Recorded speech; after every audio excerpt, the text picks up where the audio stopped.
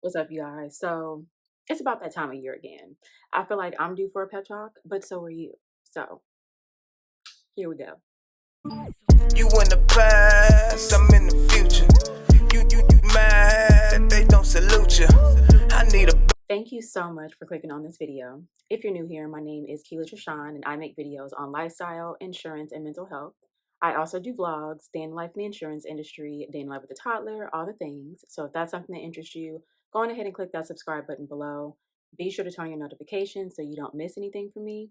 And if you're returning, thank you so much for coming back and thank you for your support. All right, so as you know, or if you don't know and you're new here, I am a field adjuster in the homeowners department of a major insurance company. And if you are an adjuster as well, you know that this job can be extremely stressful at times. There are times when things are just going well, and then there are other times where things are crazy. Right now, we are in holiday season, so although that's a good thing because you have some days off to look forward to, sometimes it can create additional stress because you don't have as many working days in the office. People still expect things from you, even though you are kind of pressed for time, and it could just be a lot. So, I wanted to talk about just common things that stress out adjusters, not just during holiday time, but kind of like throughout the year, and some tips to kind of combat those stresses so you can live the happiest life possible while maintaining your employment. So, if you're interested, if you are going through it right now and you need a pep talk, definitely go on ahead and stay tuned. Okay, so although I've been an adjuster for several years, I still get tripped up when there are things that I don't know how to handle. So I feel like just in my experience and the coworkers that I've spoken to about this in particular, it can be very stressful when you are faced with a situation and you just simply don't know how to handle it. A lot of times for me, it's not necessarily that I don't know how to handle it. It is more, is my method going to be okay with management?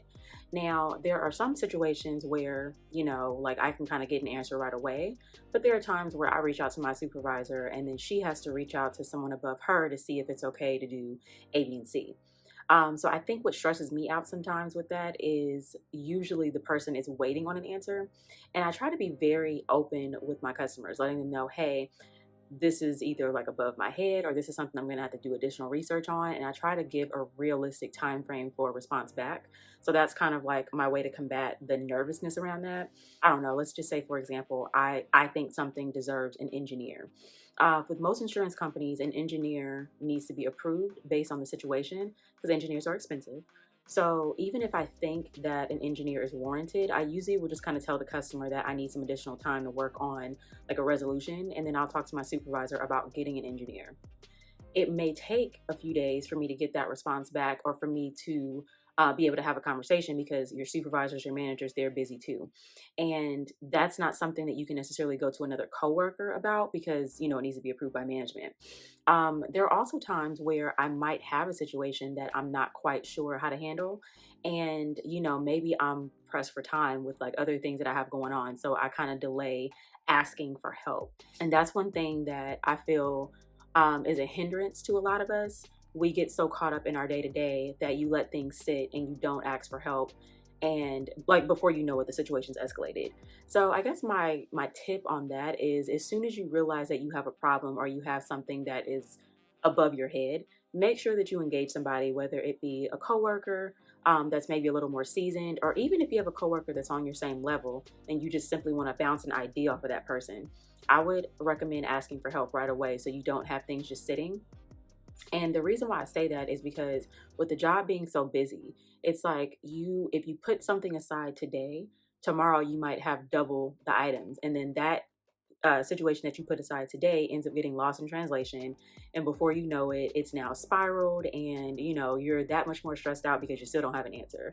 So as soon as you see that there is something that you're not really sure how to handle, reach out to your network within your company, or even if you need to research it on YouTube or Google, reach out to your resources, read the policy, and get that situation taken care of so you can keep your claims moving.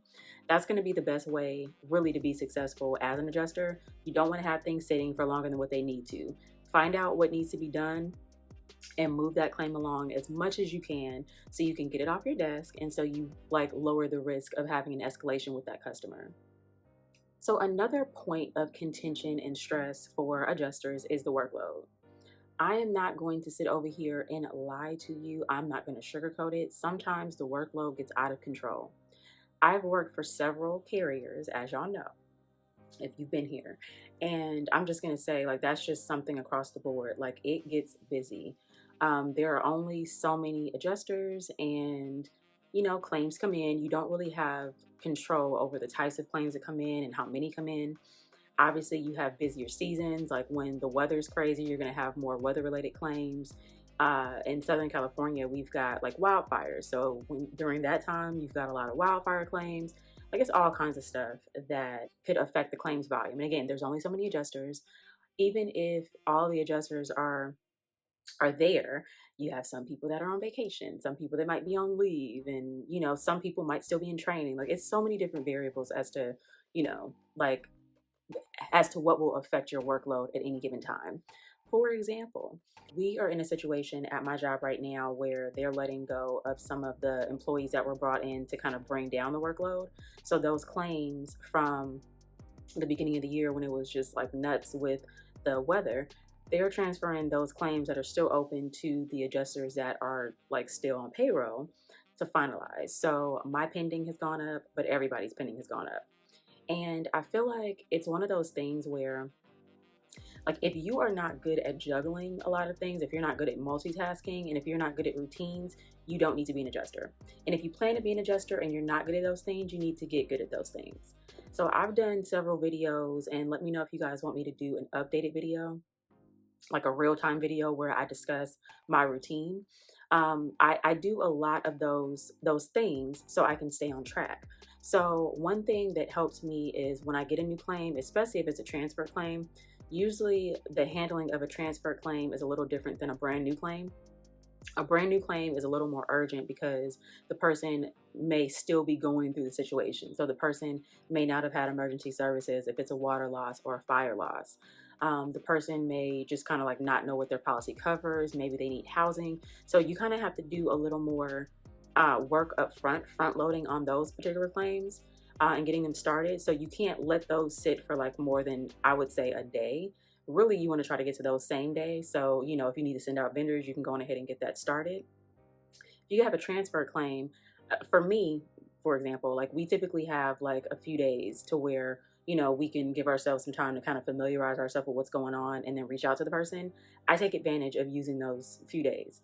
I'll usually reach out to the person on the first day when I get it and let them know, hey, I'm your new adjuster, but I am going to need X amount of days to go through your claim. I do ask them, if there's anything that they want me to concentrate on or anything that is pending on their end that they want looked at, just so like I can kind of have an idea of what I can do to make their experience better. But I do take advantage of those things. I've talked about this before too in different videos. When I come into the office in the morning, I am listening to any voicemail that I may have gotten when I was out of the office, and I'm also reading over any emails that I may have gotten when I was out of the office. The reason why I do this is because I want to make sure that I address whatever it is so I don't forget throughout the day. If it's something that is urgent that I need to jump on, I want to make sure that I take care of those things before I start working on my desktop. And then also, if you don't call people back, like if someone's leaving you a voicemail or sent you an urgent email and you don't address it right away, chances are they're going to reach out to you again and they may be a little agitated. So I try to like just stay on top of those types of things throughout the day. I answer emails as they come. I typically try to answer my phone as it rings. Unless I'm in the middle of something, then I might need to let it go to voicemail and address whoever it is once I'm done. But I try to just stay on top of those things so when I am in my zone and I'm working, I don't have any distractions. And then same thing with like my new claims, like I was kind of talking about before. Those things I typically will leave to the end of the day once I've had a chance to kind of work through the items that I have ongoing. Although it's important to get to your new claims, I usually won't reach out to them until after lunch and set up whatever I need to set up because it's a new file. You need time to go through it, and you need to have time to be on the phone with that person to collect that initial information. So that's kind of, in a nutshell, my routine, and then just handling issues as they come. Because although I'm doing all that, my supervisor could call me and need an immediate response on something, or a customer could call me because something came up. So just learning kind of how to juggle those things and making sure that, despite all that, you have kind of like a a routine of the things that you do every day to stay on track. I think it goes without saying, putting out fires. Like if you have somebody that's super needy, go on ahead and address them first before you get to somebody that is a little more chill. And it's not to say that you are, putting them last, but you really want to try to, take care of those customers that need a little more hand holding first so you can address everything else and the things that pop up during the day. So I would say just to kind of, combat the workload, do what you can, be realistic with your customers and let them know, hey, I have X amount of whatever going on. I'm going to get to you by this date. Stick to that date. Don't tell somebody something that's unrealistic. If you know it's going to take you at least 2 days to get to a task, let them know it's going to take you 2 to 4 days. So then when you get to it in 2 days, you've kind of, what's the saying? Under promise, over deliver. You want to make sure that you're kind of like doing that. So yeah, just, don't let the workload destroy you. Don't let the workload completely stress you out. You just kind of have to roll with it. Don't try to fight against it. Just roll with it. Start adjusting your expectations and make sure that your customers are aware of your expectations so you can get most things taken care of in a timely manner. Okay, so the next one kind of goes without saying, but if you're an adjuster, you're going to have tough conversations. And even for me, it's still tough to get through those conversations. Like there are things that something that I don't want to do, but I have to do it. So what can be intimidating for some adjusters is having those denial conversations where you're telling somebody that their whole claim is denied. Um, Having a conversation where you're telling somebody that a big piece of their claim is denied. Maybe there is partial coverage, but there's a part that's not covered, and you have to explain that to that person and articulate why it's not covered using policy language and stuff like that. And it can be an uphill battle because you're trying to get this person to understand, and understanding is not guaranteed. Let's just say that. You have some people that will fight you on it and they're like, well, why do I have insurance? Like people think that because they have insurance, everything is covered. And unfortunately, insurance, after working insurance, you just see what types of things are not covered. So I feel like I am going to be a better homeowner, but not everybody has the experience of being an adjuster. So people just don't know. I think what is important to understand with those types of situations is that it comes with the job. If it's something that you're extremely uncomfortable with and, it keeps you up at night and, tugs on your anxiety, it might be worth looking for another role within insurance so you don't have to have those conversations. Because I even get to a point where I'm like, I don't want to keep doing this. It doesn't completely bother me anymore, but it is tough. So I think it's important to just remember that it's not you being mean. It's not you trying to make someone's life tougher. You are there to make sure that they get all the benefits of their policy, but you are bound by the policy. It's not your company. You are denying this because the policy doesn't cover it. It's not you, it's the policy. It is the company. It is honestly the contract that they signed. Sometimes there are different interpretations. I would say probably the biggest thing that we deny, at least in my experience, is like roofing. Roofing is very particular, and there needs to be like a storm created opening or some type of direct physical loss, like something had to have happened to the roof in order to let water in. If it's just a situation where the roof wasn't maintained or there's wear and tear, things like that, that's not covered on the policy. So with a lot of insurance companies, they'll cover the resulting water damage. So if your ceiling got damaged on the inside or floors or something like that, the policy will cover that, but you'll have to fix your own roof. And if you know anything about roofing, it can be very expensive to replace a roof or to even do like a maintenance repair. So those are things that people will get really angry about. And sometimes they don't understand, like, well, why are you covering the inside of my home, but you're not covering the roof? And you just explain, like, this type of coverage is, or this type of damage is not covered. Unfortunately, you use the policy language. Policy doesn't cover wear and tear. Policy doesn't cover maintenance, but we are able to assist you with the ensuing water damage. So at this point, I know how to explain it, and I usually don't have much pushback, but there are times where people do want to go back and forth. I would say another one where we have to completely deny is usually like a sinking wall. I can do a video on this and like how to investigate them. If you guys are interested, let me know.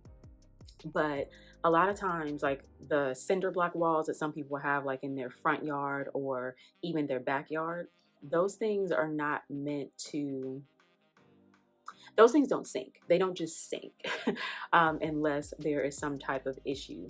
So, like an obvious thing, like if a vehicle hits the wall or something like that, direct physical loss. But if the soil is sinking, or there's not proper rebar, things like that, a lot of times it's a maintenance issue, a construction defect, things like that. So even if it just randomly falls, there's usually an issue that led up to it that is not covered: wear and tear, your soil, because the policy doesn't cover foundation, things like that. So those are tough things to explain, because this person now has a cinder block wall that is scattered over their backyard, and you're telling them that you're not going to be able to fix it, and it's going to be thousands of dollars for them to fix. So those are tough conversations, but a lot of times it's just, again, having that conversation, pointing out the language. One thing that's helped me with those, especially if somebody's not taking no for an answer, you got to check with your manager before doing this. And it's not always necessary to do. Sometimes it's obvious, but if you can't tell what like happened to make this cinder block wall fall, you can ask your management if it's okay if you send out an engineer. So that way, when you deny it, not only do you have an engineer saying, hey, this is what happened and this is what needs to be done to fix it, you have a more solid denial. And you can also provide your customer with a copy of that report, since they are going to have to get it fixed on their own. They can use that for their contractor to like to basically like know how to build it back. It's giving the contractor like concrete details on what needs to be done to restore this particular thing. So I would say, with all that being said, I would say, when you do have to deny things, just make sure that you've done your research and you've done all you can to help the customer, and try to figure out other ways that you can help, even though you can't pay for something. So like with that engineer report, the insurance company's going to pay for it, and it's valuable information for them, so they know what needs to be done to restore it. So once they do come up with the money and fix it, they won't have an issue, hopefully, ever again. And if there are other resources or other vendors you can recommend to them to help them out, a lot of times the insurance vendors are willing to assist at the insurance prices. So those are things that you can offer if your company allows it. Just try to figure out ways that you can help them, so it's not like you're just leaving them out in the cold. But I mean, it's a tough conversation. It's something that you're going to have to deal with as an adjuster. So just figure out ways to, I guess, lessen the blow. Okay, so the last thing that I want to talk about in this video are like the company metrics. Those can be very stressful, especially when you're juggling your workload, when you're juggling, customers that are a little bit more needy, when you are trying to please management and stuff. Like, it can be a lot. So when I'm talking about company metrics, I'm talking about your customer service scores, your audit scores, overpaying and underpaying a claim, Department of Insurance errors, things like that. So I'll kind of go through all of them and just like my tips to get through it. So when it comes to audit, my company does quite a bit of auditing. Like, if you're not familiar with what that is, usually there's an internal department at every insurance company that will pull random claims, and they go through your claims handling to see, were you contacting the person on a regular and keeping them informed? Did you send out the appropriate letters? Did the letters have the appropriate language? Did you pay the right amount? Did you prepare the estimate properly? You can get dinged for overpaying somebody, but you also get dinged for underpaying people. That's one thing a lot of people don't like realize with insurance. Like, a lot of people think that we are trying to lowball, and I've talked about this before, and it's not that. The insurance company wants to pay you exactly what you're owed, not a penny over, not a penny less, because we are regulated by the Department of Insurance. And if they find out that there was an underpayment, or a benefit that should have been granted to the insured was not, then the insurance company can get dinged. So it's very important for us to accurately and properly handle our files. So those are things that audit is looking for. So one thing with adjusters is, like, no matter how busy you are, you still have to slow down to a point where you're making sure that you're doing everything right. It's really easy to miss things when you're busy, and I think that's just with any industry. Like, there's a right way to do things, but when you've got like all these things coming at you, sometimes things slip between the cracks. So it's important to make sure that you are, I would say, regularly going through your files and just making sure that you have everything that you need to have uploaded. Make sure when you're writing your notes in the file, you're not putting any opinions in there. Make sure that it's all based on fact. That's one of those things like there's a term called discoverable. So if our files ever go to court, the um, the file documents and the notes are all discoverable. So you don't want to be in a situation where you put a note in there and you put your opinion or something like that, because an attorney will pick you apart. So these are things that you want to just constantly go through and make sure that you're good, because if you don't, audit will catch you, or even sometimes your management. So just make sure that's where the routines come in. Make sure that you kind of have a foolproof way how you handle your claims. So you're doing like it just becomes second nature. You're doing everything the same way each time, so you lessen the chance of missing something. I would say when it comes to the customer service scores, these go out with most companies. They go out on every claim. So it could be when you make a payment, it could be when you close a claim. Each company does it differently. But now the goal obviously is to get as many surveys back as possible, and as many, like, nines and tens on the surveys as possible. But it's just it's tough because as an adjuster, you're denying things, or there might be a customer that wasn't happy with the amount of money that you paid them, like things that may be out of your control. One thing that I've noticed too is, when these claims get transferred from adjuster to adjuster to adjuster, the person's not happy with that. So even if you did an amazing job, they're not happy with the fact that they got transferred, to 10 and 12 people. So I feel like, with those, you can control your outcome, but in some ways you can't. I do think it's important to have conversations with your customers, like before you're closing out your claim. Maybe give them a call or send them an email, letting them know that you're closing the claim. Ask them, is there anything else that they are waiting on? Anything else that they, want to ask you? Anything like that, so you can kind of gauge how they're feeling. And it doesn't hurt also to just let them know that a survey is coming. And because the thing is, what I've noticed too with the surveys, people like to praise really good service, but people also like to let you know if they're like extremely unhappy. I would much rather you let me know that you're extremely unhappy if something did happen. If there's something in my control that I can fix before you get that survey, I would like to know. So that's why the conversation is important, but also understand that you're not going to be able to get them all.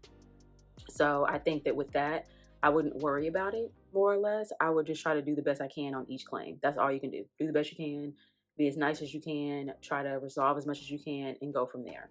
But I feel like depending on the complexity of your claims, depending on the personalities of the insurers, like there's so many variables, you don't want to lose too much sleep over it, because a lot of it is out of your control. Control what you can control and move on. And then let's see what else. That's pretty much it as far as that. Just the metrics are the metrics. Definitely try to know what they're grading you on, and do the best in the items that you can control. The ones that are variable, just make sure that your routines are consistent so you can have the best possible outcome. But try not to let it completely stress you out, because it's going to always be a situation and it's something that you cannot control. So why pull your hair out over it? Just, chill and know that you're doing the best you can every day. All right, you guys. So that's all I have for you today. Like I said, I just wanted to do a video to kind of put everything into perspective. We are all stressed out and we all are going through a lot of the same things. If you're a remote employee, especially, I feel like sometimes you can feel like you're alone, because there's not somebody in the next cubicle or in the next office over that you can just go walk over to and talk your mess and vent. Sometimes you have to like physically like phone a friend, or me, I do a lot of voice texting and texting my coworkers like, you fighting over there like I'm fighting, So I think that it's important to just kind of put it all into perspective. Know that we're all going through it, and there are ways to get through it. It's just a matter of just staying on top of your work, understanding the industry that you're in. I don't think like fighting the industry is going to help. Like, you just have to learn how to roll with it if you're going to continue to be in this industry. And what has worked for me a lot is just making sure that I'm taking care of what I can take care of, and that the things that are variable, I worry less about those things, and I just do the best I can. Like, if you can log out every day and know that you did the best you could, how everything's unfold is how they're going to unfold. You're going to have good surveys, you're going to have bad surveys, you're going to have good audits, you're going to have bad audits. Try to make sure that you have more good than bad by making sure that you're consistent in your handling. So I hope this helped. I hope this, little mini vent, I guess, was helpful as far as just like easing your mind and letting you know that you're not alone, putting things into perspective, all that good stuff. If you enjoyed this video and want more videos like it, definitely go on ahead and give me a thumbs up. It really helps with the YouTube algorithm and it lets me know that you like content like this. If you made it this far and you haven't already subscribed, I ask that you please subscribe. Click that notification button so you don't miss anything from me. And with that being said, you guys have an amazing day, and I'll see you next time. You mad, they don't salute you. I need a bag, size is super. They turned your bag, it's like I never knew you. Leave that.